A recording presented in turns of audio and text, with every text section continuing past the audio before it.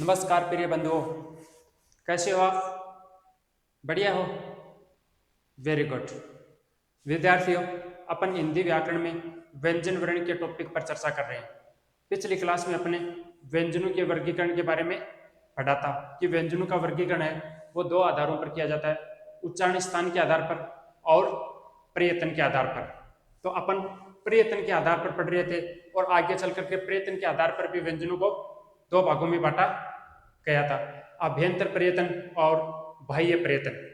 अभ्यंतर प्रयत्न के बारे में मैंने आपको पिछली क्लास में पढ़ाया कि अभ्यंतर प्रयत्न की जो परिभाषा है वो ये है कि जिन व्यंजनों के आरंभ में प्रयत्न किया जाए उन्हें अभ्यंतर प्रयत्न कहते हैं, और जिन व्यंजनों के उच्चारण में बाद में प्रयत्न किया जाता है उन्हें बाह्य प्रयत्न कहते हैं। तो अभ्यंतर प्रयत्न है वो दोस्तों 8 प्रकार का होता है, जिसमें नंबर 1 पर स्पर्शी व्यंजन, स्पर्श संघर्षी व्यंजन, नासिकीय व्यंजन, उक्षिप्त व्यंजन, पार्श्विक व्यंजन, परकंपित व्यंजन, संघर्षहीन व्यंजन और संघर्षी व्यंजन। ये 8 प्रकार के थे और इनकी परिभाषा भी दी थी मैंने और इनके उदाहरण भी दिए थे दोस्तों। अब अपन अध्ययन करेंगे बाह्य प्रयत्न के आधार पर व्यंजनों का वर्गीकरण। तो चलो विद्यार्थियों, करते हैं अपनी क्लास की शुरुआत।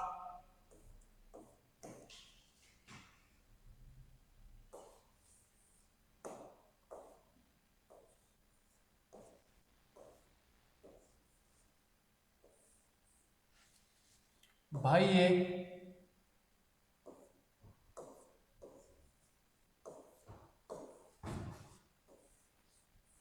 बाह्य प्रयत्न के आधार पर, बाह्य प्रयत्न के आधार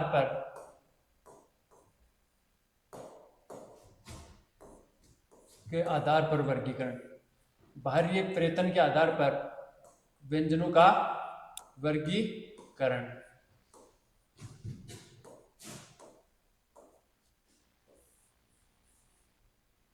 बाह्य प्रयत्न के आधार पर दोस्तों व्यंजनों का वर्गीकरण अपन पढ़ेंगे दोस्तों। यहाँ पर तो बाह्य प्रयत्न के आधार पर पहले परिभाषा बता देता हूं मैं कि जिन व्यंजन के उच्चारण में बाद में प्रयत्न किया जाता है उन्हें बाह्य प्रयत्न कहते हैं दोस्तों। तो अब बात आई दोस्तों कि बाह्य प्रयत्न के आधार पर भी व्यंजनों को दो भागों में बांटा गया या दो प्रकार होते हैं। बाह्य प्रयत्न के आधार पर भी कितने प्रकार हैं दोस्तों? 2 प्रकार। बाह्य प्रयत्न के आधार पर भी दोस्तों व्यंजनों के 2 प्रकार हैं। 2 प्रकार कौन कौन से? देखो, नंबर 1 कंपन के आधार पर, नंबर 1 कंपन के आधार पर, नंबर 1 है कंपन के आधार पर और नंबर 2 है श्वास वायु के आधार पर। नंबर दूसरा है वो है श्वास वायु के आधार पर।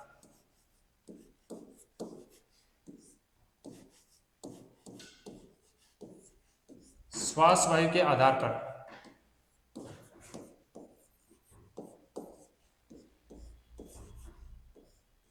श्वास वायु के आधार पर। अब दोस्तों कंपन के आधार पर और श्वास वायु के आधार पर बांटा गया बाह्य प्रयत्न के आधार पर व्यंजनों को। फिर आगे चलकर कंपन के आधार पर भी व्यंजनों को 2 भागों में बांटा गया और श्वास वायु के आधार पर भी फिर 2 भागों में बांट दिया गया। फिर इसके भी 2 भाग कर दिए गए दोस्तों। इसके भी कितने भाग कर दिए गए? 2 भाग कर दिए गए और श्वास वायु के आधार पर भी दोस्तों फिर 2 भाग कर दिए गए।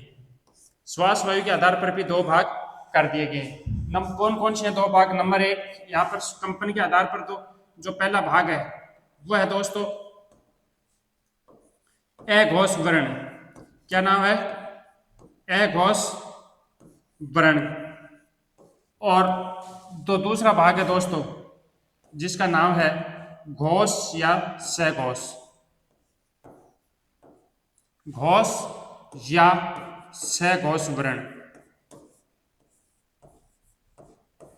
आ गई बात समझ में आपको कि कंपन के आधार पर फिर 2 भागों में बांटा गया है व्यंजनों को, अघोष वर्ण और घोष वर्ण। और श्वास वायु के आधार पर भी 2 भागों में बांटा गया है। इसमें नंबर 1 है अलप प्राण व्यंजन। नंबर 1 दोस्तों कौन सा है? अलप प्राण व्यंजन। अलप प्राण वर्ण, अलग प्राण वर्ण। और नंबर 2 है दोस्तों महाप्राण वर्ण।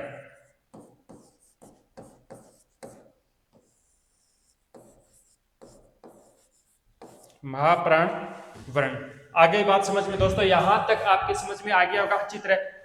सारणी बना करके मैंने आपको समझाया कि बाह्य प्रयत्न के आधार पर व्यंजनों को 2 भागों में बांटा गया है। 2 प्रकार होते हैं, कंपन के आधार पर नंबर 1, और फिर दूसरा श्वास वायु के आधार पर। फिर कंपन के आधार पर भी वर्णों को 2 भागों में बांट दिया गया है, अघोष वर्ण और घोष या सघोष वर्ण भी इन्हें कहते हैं। और फिर श्वास वायु के आधार पर भी 2 भागों में बांटा गया है, नंबर 1 अलग प्राण वर्ण और नंबर 2 है महाप्राण वर्ण। अब अपन आगे चर्चा करेंगे इनके बारे में, अघोष वर्ण और घोष वर्ण, इनकी परिभाषाएं, इनके उदाहरण। फिर अलग प्राण वर्ण है, इनकी परिभाषा दूंगा मैं, इसके उदाहरण बताऊंगा।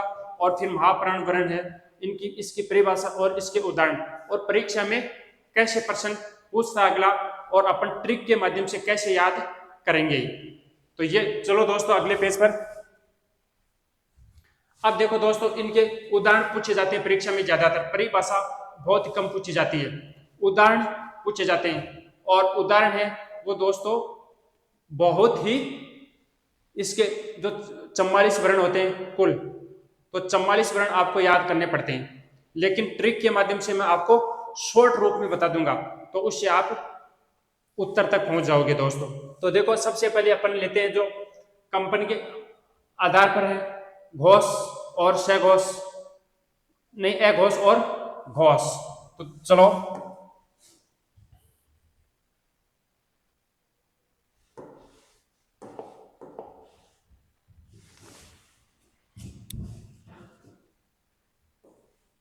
नंबर 1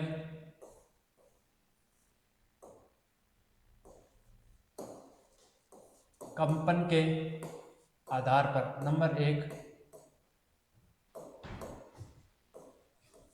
कंपन के आधार पर, और नंबर 2 इधर लिख लेंगे श्वास वायु के आधार पर।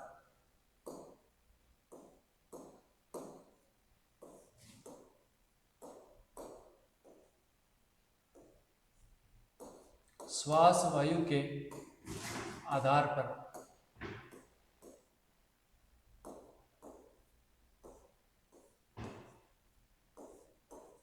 श्वास वायु के आधार पर। ठीक है दोस्तों, आगे आपके बात समझ में, सारणी के माध्यम से अपन पढ़ेंगे इनको।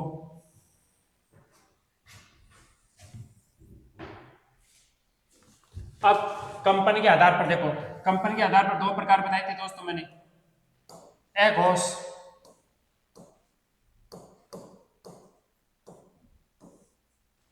वर्ण, नंबर 1 अघोष वर्ण, और फिर नंबर 2 पर अपन पढ़ेंगे घोष वर्ण। तो अघोष के उदाहरण देखो दोस्तों, अघोष के उदाहरण देता हूं मैं, और परिभाषा भी देता हूं। अघोष, अ मानी नहीं, घोष मानी गुंजन।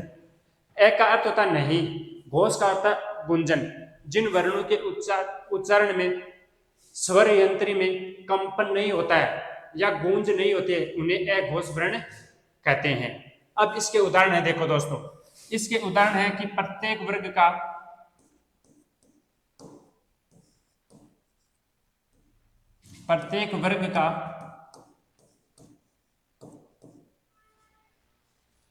का पहला और दूसरा वर्ण, प्रत्येक वर्ग का पहला दूसरा वर्ण। अब प्रत्येक वर्ग, जब मैंने शुरुआत में व्यंजनों की शुरुआत की थी अपन ने, कि व्यंजनों की परिभाषा, फिर व्यंजन कितने प्रकार के होते हैं, कुल व्यंजन कितने प्रकार के होते हैं, तो वहां दोस्तों आपको बताया था कि व्यंजन 3 प्रकार के होते हैं, स्पर्श व्यंजन, अंतस्थ व्यंजन और उष्म व्यंजन। तो स्पर्श व्यंजन जब मैं पढ़ा रहा था आपको, तब मैंने कैसे लेकर के मैं तक आपको बताए थे कि कैसे लेकर के मैं तक जो 25 वर्ण होते हैं वो स्पर्श व्यंजन होते हैं। तो प्रत्येक जो लाइन है उसका जो पहला वर्ण है उसी के नाम से वो लाइन जानी जाएगी दोस्तों। जैसे कै वाली लाइन है तो वो कैवरक के नाम से जानी जाती है, कैवरक। तो कैवरक में जो 5 आ जाते हैं, कै, ख, ग, घ और नंग। फिर आता है च, तो चैवरक के नाम से जानेंगे उसको। तो चैवरक में च के 5 वर्ण आ जाएंगे। फिर टैवरक आता है तो टैवरक में ट के 5 वर्ण आ जाएंगे। फिर आता तैवरक, तैवरक में त के 5 वर्ण आ जाएंगे। और फिर लास्ट में आता पैवरक। और प वर्ग में प के पांचों वर्ण आ जाएंगे। तो ये है दोस्तों प्रत्येक वर्ग का नाम ले रहा हूं मैं, ये नहीं ले रहा हूं कि सिर्फ कई वर्ग के दोनों वर्ण, नहीं, प्रत्येक वर्ग। प्रत्येक वर्ग का मतलब 5 वर्ग है, क वर्ग, च वर्ग, ट वर्ग, त वर्ग और प वर्ग, उनके पहले और दूसरे वर्ण। जैसे क वर्ग का तो पहला वर्ण क और दूसरा ख, फिर च वर्ग का पहला और दूसरा वर्ण लेंगे तो च और छ ले लेंगे अपन, फिर ट वर्ग का पहला दूसरा लेंगे तो ट और ठ ले लेंगे, त वर्ग का त और थ और प वर्ग का प और फ। तो ये 10 हो जाएंगे कुल, प्रत्येक वर्ग के पहले और दूसरे वर्ण, तो कुल 10 हो गए। फिर लेंगे स, तीनों स और स, ये दोस्तों तीनों स आ जाएंगे। तो कुल हो गए 10 और 3 13 हो जाएंगे इसमें। ए घोष में कितने 13, तीनों से है नहीं आएगा यहाँ पर, तालव्य से, मूर्धन्य से और दंत्य से के नाम से जाने जाते हैं। ठीक है दोस्तों, अब बात आती है यहाँ पर नंबर 2, 2 को लेंगे अपन घोष या सघोष, घोष या सघोष वर्ण, घोष या सघोष वर्ण। अब देखो यहाँ पर मैं आपको ट्रिक बताता हूँ दोस्तों, कुल वर्ण 44 होते हैं, 11 स्वर और 33 व्यंजन। अब यहाँ पर आ गए कितने 13, तो 44 में से 13 निकाल दे, पर जो बच गए ना वो यहाँ आ जाएंगे, यहाँ आ जाएंगे दोस्तों। अब आपको सिर्फ अघोष वर्ण याद रखना है, पहला दूसरा वर्ण और से। 1 2 कैसे याद रखोगे, 1 2 3 से, 1 2 3 से, ऐसे याद करो आप ट्रिक के माध्यम से। ठीक है, अब जो बच गए ना इनके अलावा वो यहाँ आ जाएंगे। तो क्या बच गए, प्रत्येक वर्ग में पहला दूसरा तो यहाँ आ गया, तो बच गया कौन सा, तीसरा चौथा और पांचवा वर्ण बच गया। फिर ये रेलवे बच गए, है बच गया और सभी स्वर बच गए, तो वो इसमें आ जाएंगे दोस्तों। तो उदाहरण देखो इसके,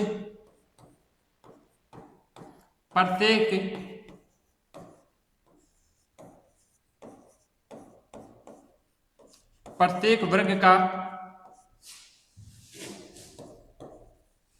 तीसरा चौथा पांचवा वर्ण, प्रत्येक वर्ग का तीसरा चौथा और पांचवा वर्ण। फिर आ जाएंगे यह रह लो, यह र ल व, और जो यहाँ पर है बच गया ना वो यहाँ आएगा दोस्तों, घोष में आ जाएगा वो। फिर सभी 11 स्वर, फिर क्या आएंगे, सभी 11 स्वर, सभी 11 स्वर भी, ये सभी 11 स्वर, ये इसके उदाहरण होंगे दोस्तों। 11 स्वर, आप कई बार पूछ लेते हो कि स्वर होते हैं घोष या अघोष, तो स्वर घोष होते हैं दोस्तों, सघोष भी कह सकते हैं। तो ये ध्यान रखना, आपको अघोष याद है ना, तो घोष या सघोष को याद करने की कोई जरूरत नहीं है दोस्तों। ठीक, अब अपन चलते हैं श्वास वायु के आधार पर, कि यहां पर भी 2 भागों में बांटा गया था दोस्तों, अलग प्राण वर्ण, अलग प्राण वर्ण,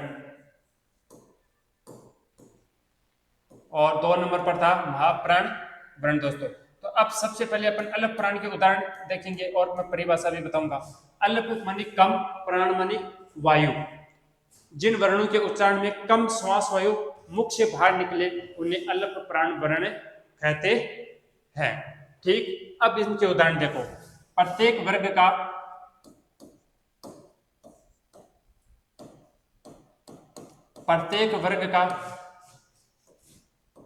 पहला तीसरा पांचवा वर्ण विषम संख्या वाले हैं दोस्तों, पहला तीसरा पांचवा विषम संख्या वाले, ये ध्यान रखना विषम। अलग प्राण में क्या, विषम संख्या वाले हैं, प्रत्येक वर्ग का पहला तीसरा पांचवा। क वर्ग का पहला क, तीसरा ग और पांचवा नंग होता है।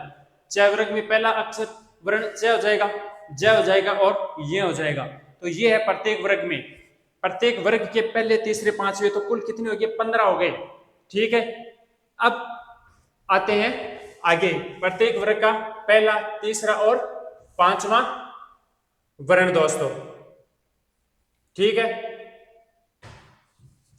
अब आता है ये रेलव,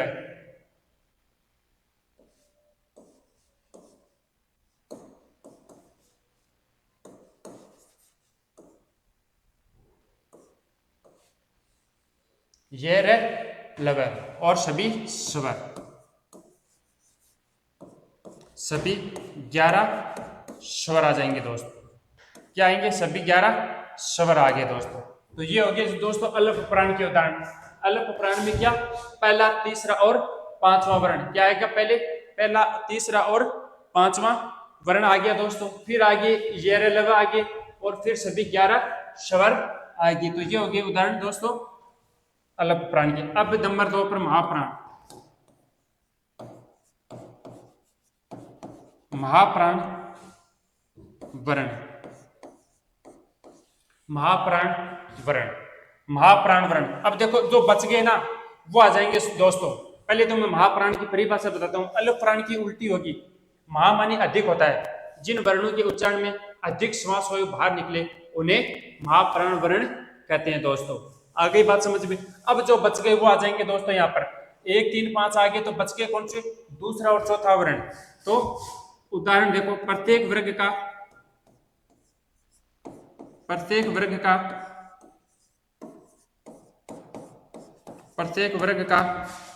दूसरा चौथा वर्ण। प्रत्येक वर्ग का दूसरा और चौथा वर्ण। आगे बात समझ में? प्रत्येक वर्ग का दूसरा और चौथा वर्ण। यह रेलवा आगे तो बच गए कौन से? स है।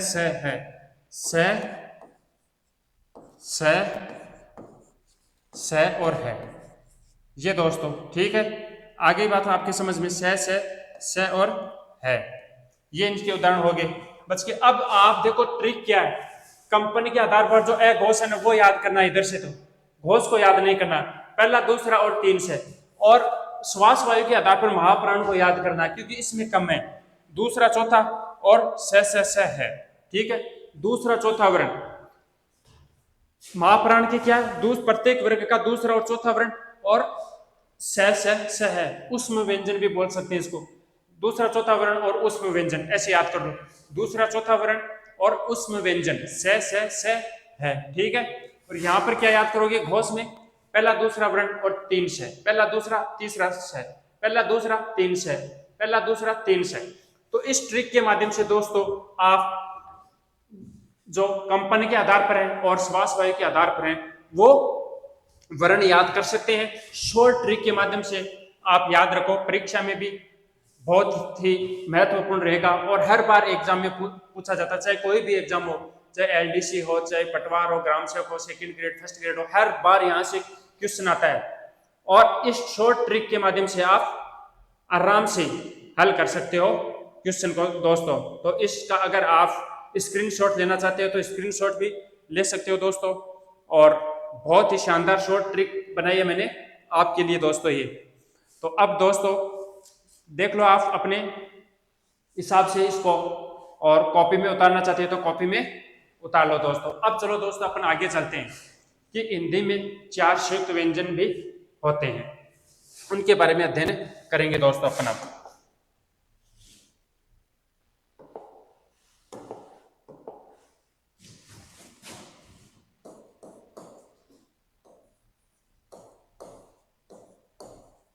हिंदी में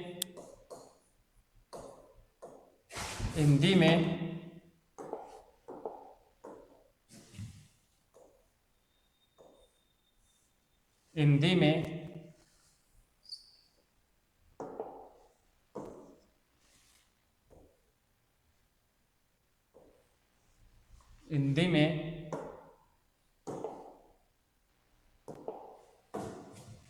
4 संयुक्त व्यंजन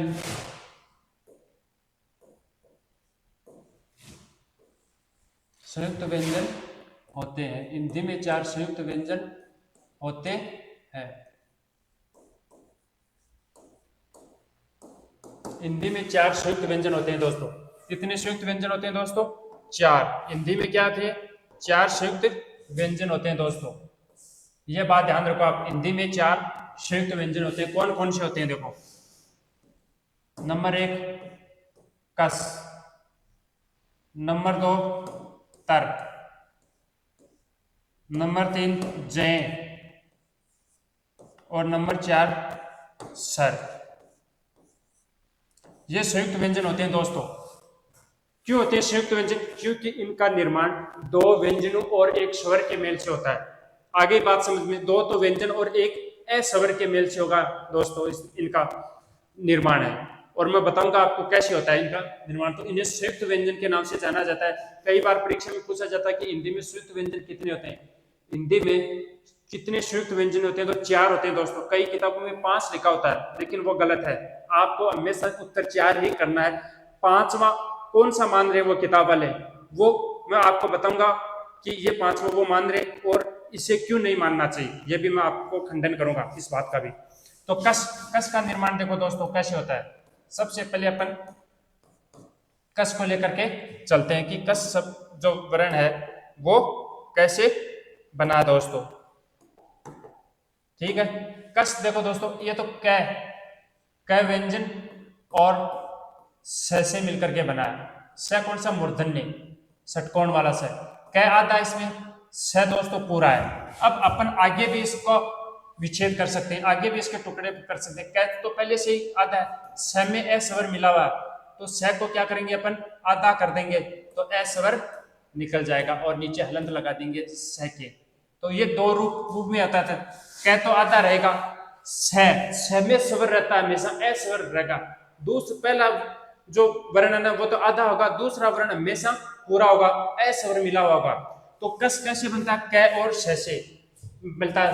फिर तर में दोस्तों त और र से मिलकर बनता है। त तो आधा होगा और र पूरा होगा। फिर आगे अगर इसका टुकड़ा करना चाहते हैं तो त आधा है, र में से अगर ए स्वर निकालेंगे तो र के नीचे अलंत लगा देंगे और ए स्वर लिख देंगे अपन बाद के अंदर दोस्तों। अब देखो जय में सब दोस्तों जय आधा और ये पूरा होगा दोस्तों, जय आधा और ये पूरा। तो इसका भी आगे अपन वर्ण विच्छेद करें तो जय आधा, ये में अगर ए स्वर निकालेंगे तो ये के नीचे अलंत लगा देंगे और ए आगे जोड़ देंगे दोस्तों। शर में दोस्तों पहला स जिसको तल्लवे स के नाम से जो जाना जाता है और अलंत रहेगा, और र ये रह दोस्तों, नहीं ये पूरा होगा, रह दोस्तों क्या होगा? पूरा होगा। अब आगे अपन कर सकते हैं इसके टुकड़े। स पहले से आधा है, र को अगर स्वर अलग करेंगे तो ये ए स्वर निकाल दिया, तो ये ऐसे मिलकर के बनते हैं दोस्तों। कस कैसे मिला? क और श, मूर्धन्य स से स 2 बार आया दोस्तों, स सर में भी आ गया और कस में भी आया। तो ध्यान रखना कस में तो मूर्धन्य सा आता है षटकोण वाला, और सर में शंकर वाला सा आता है, ये ध्यान रखना आपको। कहीं इस को इस की जगह लगा दो और ये से यहाँ बिठा दो तो गलत हो जाएगा दोस्तों आपको। ठीक है, और जय है ना, इसमें चैवर के दोनों वर्ण आएंगे, मतलब दूसरा और पांचवा वर्ण आता है इसमें। और पहला जो वर्ण है ना सभी में आता रहेगा, दूसरा वर्ण पूरा रहेगा, ए स्वर मिला होगा। फिर अपन दूसरे वर्ण का भी वर्ण विच्छेद करना चाहें तो उसमें से ए निकालेंगे तो उसके नीचे अलंत लगा देंगे। तो दोस्तों आगे बात आपके समझ में कि हिंदी में 4 संयुक्त व्यंजन होते हैं, कश, तर, जय और शर। ठीक है दोस्तों, अब देखो इनका कई बार शब्द देकर वर्ण विच्छेद पूछ लिया जाता है कि इस शब्द का वर्ण विच्छेद कौन सा है, सही वर्ण विच्छेद कौन सा है। तो देखो दोस्तों मैंने लिखा अक्षय, क्या लिखा मैंने? अक्षय नाम लिखा। अब इसका वो वर्ण विच्छेद पूछेगा आपको कैसे करना है, तो आपको कैसे करेंगे? ए तो वैसा का वैसा लिख देंगे, स्वरों का वर्ण विच्छेद नहीं होता, स्वर अपने मूल रूप में लिखे जाएंगे हमेशा, ध्यान रखना। कस का वर्ण विच्छेद क, स और ए ऐसे होगा दोस्तों। ठीक है, बात समझ में आ गई। अब ये क्या कर देंगे? ये और ए। ठीक है, ऐसे करना, आप ऐसे मत कर देना गलती से कि ए कर दिया फिर ऐसे कर दिया, ए कर दिया और फिर ये कर दिया, लिख दिया और ए कर दिया, ये गलत हो जाएगा दोस्तों। ध्यान रखना, आप जो 4 संयुक्त व्यंजन होते हैं ना उनका वर्ण विच्छेद का तरीका अलग है। पहले मैंने बता दिया कि आप कैसे बनता है कश। ठीक है, तो आप सीधे कश के नीचे वो अलंत लगा दो और ए लिख दो, तो ये तरीका गलत हो जाएगा दोस्तों। ठीक है, आपको इसी तरीके से करना इनका वर्ण विच्छेद। अब जैसे मैंने लिखा श्रवण, ठीक है दोस्तों। अब आप जैसे ऐसे वहां पर कर दिया, ऐसे लगा दिया, ए लिख दिया, फिर वह में से ए निकाल दिया और एन लिख दिया और ए लिख दिया दोस्तों। तो ये तरीका गलत हो जाएगा दोस्तों। आपको कैसे करेंगे वर्ण विच्छेद? से रे प्लस ए प्लस व प्लस ए प्लस एन प्लस ए, ये तरीका सही है दोस्तों। ऊपर वाला गलत है, इसका ऊपर वाला तरीका गलत है, नीचे वाला सही है। तो ये ध्यान रखना आपको, ठीक है। आगे बात समझे वर्ण विच्छेद का तरीका कैसे करना है दोस्तों। अब अपन बात करते हैं कि हिंदी में कुल वर्णों की संख्या से संबंधित प्रश्न कई बार पूछ लिया जाता है कि हिंदी में कुल वर्णों की संख्या कितनी होती है? 44, 52 होती है, 33 होती है, 56 होती है, ठीक है। तो अपन इसके बारे में मैं आपको बताऊंगा कि 44 तो कैसे होती हैं, 52 मिलकर के कैसे होते हैं दोस्तों। चलो अब हिंदी में कुल वर्णों की संख्या से संबंधित प्रश्न।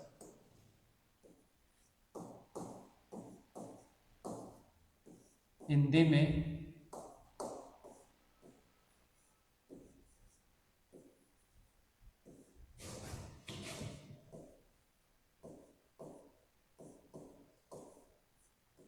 कुल वर्णों की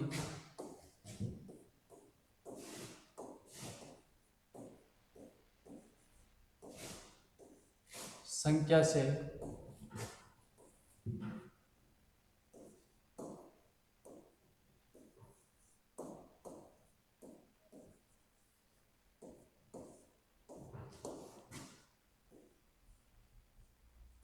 संबंधित प्रश्न।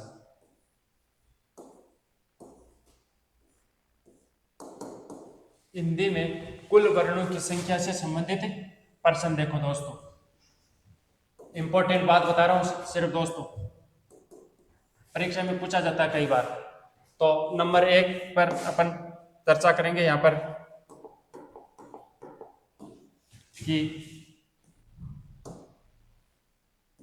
हिंदी में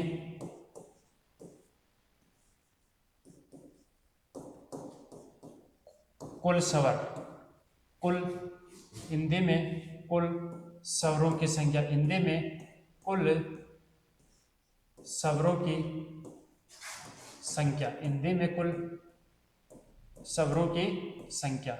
हिंदी में दोस्तों कितनी होती है कुल स्वरों की संख्या?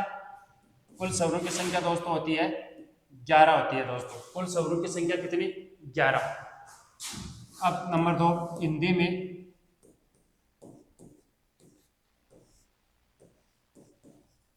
में कुल व्यंजनों की संख्या, हिंदी में कुल व्यंजनों की संख्या, हिंदी में कुल व्यंजनों की संख्या दोस्तों 33 होती है। कितनी होती है? 33। आगे बात, अब नंबर 3, हिंदी में कुल वर्णों की संख्या, हिंदी में कुल वर्णों की संख्या, हिंदी में कुल वर्णों की संख्या दोस्तों, हिंदी में कुल वर्णों की संख्या, कुल वर्णों की संख्या दोस्तों। अब इनका जोड़ हो जाएगा दोनों का, क्या हो जाएगा दोस्तों? जोड़ हो जाएगा 11 प्लस 33 बराबर 44। कुल वर्ण कितने दोस्तों हिंदी में? 44, ठीक है। 11 प्लस 33, 11 और दोनों 33 जुड़ जाएंगे तो 44 वर्ण। कितने? 44 वर्ण हिंदी में कुल वर्ण है वो 44। क्वेश्चन आ जाए कि हिंदी में कुल वर्णों की संख्या कितनी होती है, तो आपका उत्तर 44 होगा। प्रश्न अगला करते हैं कि हिंदी में कुल स्वरों की संख्या कितनी, तो आपका उत्तर 11 होगा। अगर प्रश्न करें अगला कि हिंदी में कुल व्यंजनों की संख्या, तब आपका उत्तर 33 होगा दोस्तों। अब अपन आगे चल बात करते हैं। नंबर 4, हिंदी में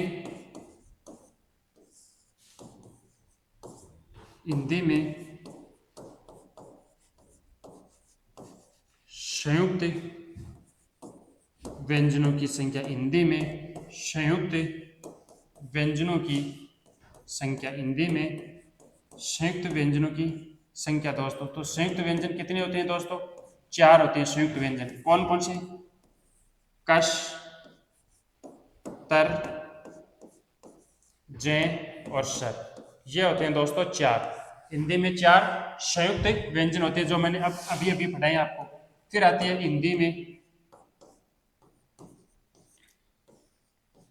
हिंदी में उपक्षिप्त व्यंजनों की संख्या।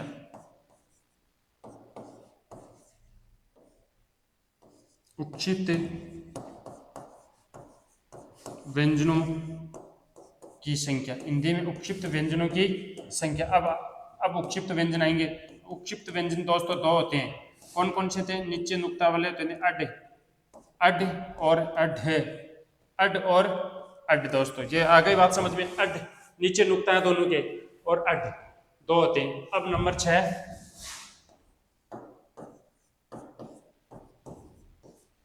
हिंदी में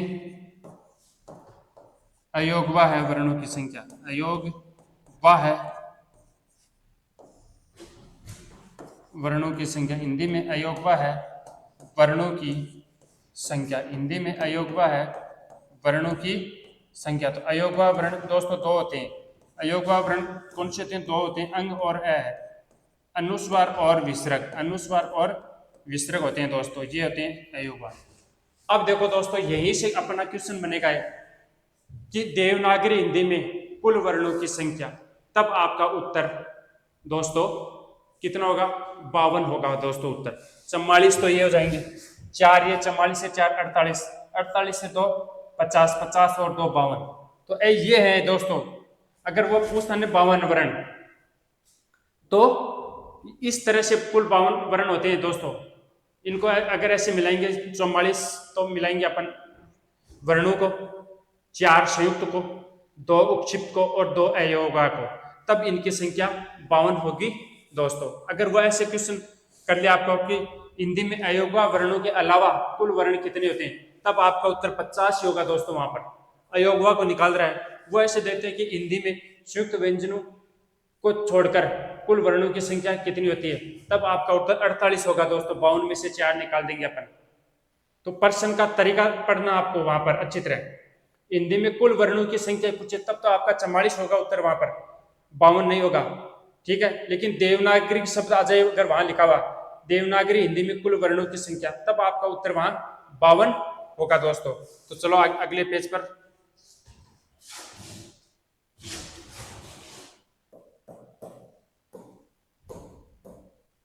देवनागरी हिंदी में, देवनागरी हिंदी में कुल वर्णों की संख्या, कुल वर्णों की संख्या, देवनागरी हिंदी में कुल वर्णों की संख्या दोस्तों, ठीक है। देवनागरी हिंदी में, देवनागरी हिंदी में कुल वर्णों की संख्या। अब ये कैसे होगी? 52, ठीक है। अब इनको अपन 52 करेंगे दोस्तों। कितना लिखेंगे इनको? 52।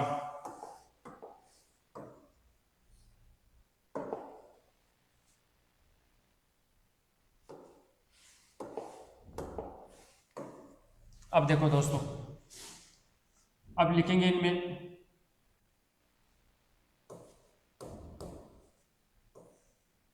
स्वर प्लस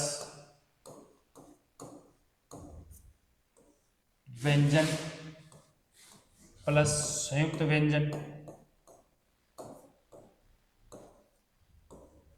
संयुक्त व्यंजन प्लस उपक्षिप्त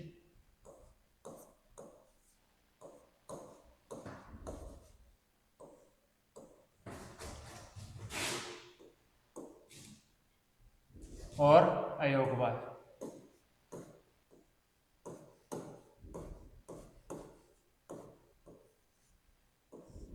अयोगवा, ठीक है। स्वर कितने होते हैं? 11 प्लस व्यंजन कितने हो गए? 33 प्लस संयुक्त कितने हो गए? 4। संयुक्त कितने हो गए दोस्तों?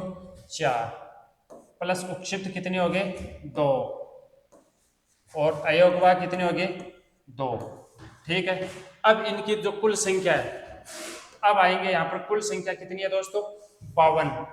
इनकी कुल संख्या कितनी होगी 52 वर्ण होंगे। ये कुल 52 वर्ण कितने होंगे दोस्तों कुल 52 वर्ण।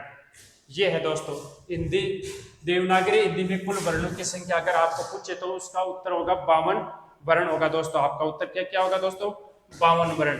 बता दिए मैंने आपको जोड़ जोड़ के। अगर यहां तक भी प्रश्न बनता कि हिंदी में कितने वर्ण होते हैं हिंदी में तब तो 44 होगा, लेकिन देवनागरी शब्द लिखा होगा ना तब आपका उत्तर 52 होगा दोस्तों। ये ध्यान रखना आपको। संयुक्त व्यंजन के बारे में भी पूछता कई बार कि संयुक्त व्यंजन कितने होते हैं 4 होते हैं। कौन कौन से होते हैं ये भी पूछ लेता अगला। तो आपको ध्यान रखना कश तर जय और शर। और बनते कैसे वो 2 व्यंजन और 1 स्वर से मिलकर के बनते हैं दोस्तों। तो दोस्तों अपन ने आज की क्लास में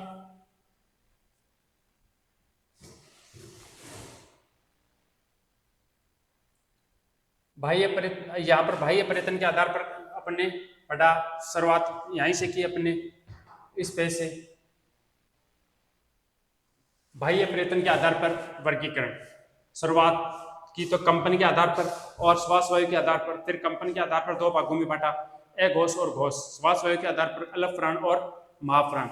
फिर अगले पेज के ऊपर अपन इनके उदाहरण लेकर के चले। तो अघोष का उदाहरण प्रत्येक वर्ग का पहला दूसरा वर्ण से आपको ये याद करना है, ट्रिक के माध्यम से याद करना है। और श्वास वायु वाले में महाप्राण का याद करना है, दूसरा चौथा वर्ण और से है। ये ऐसी ट्रिक के माध्यम से चल रहा है दोस्तों अपन को। फिर हिंदी में 4 संयुक्त व्यंजन होते हैं। कितने होते हैं 4 कश तर जय ये। और ये बनते कैसे ये भी मैंने आपको लिखवा दिया दोस्तों। और इनके उदाहरण भी दिए कि इनका अगर वर्ण विच्छेद पूछा जाए तो आपको कैसे करना है दोस्तों इनका वर्ण विच्छेद।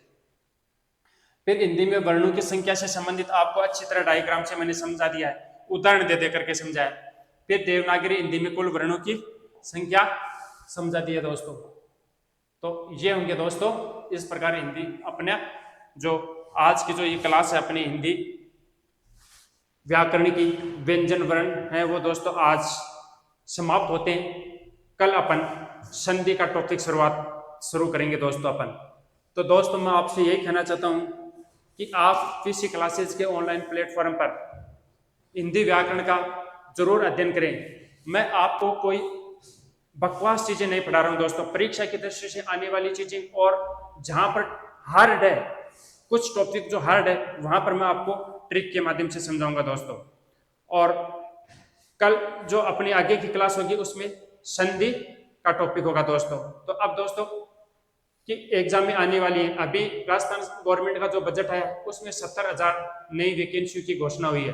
तो उसके अंदर दोस्तों एलडीसी की है, पटवार है, ग्राम सेवक है, एसआई है, फर्स्ट ग्रेड सेकंड ग्रेड है, तमाम तरह की जो भर्तियां हैं वो आने वाली हैं दोस्तों। और हर कंपटीशन एग्जाम में दोस्तों हिंदी व्याकरण है वो सिलेबस में जुड़ी होती है दोस्तों।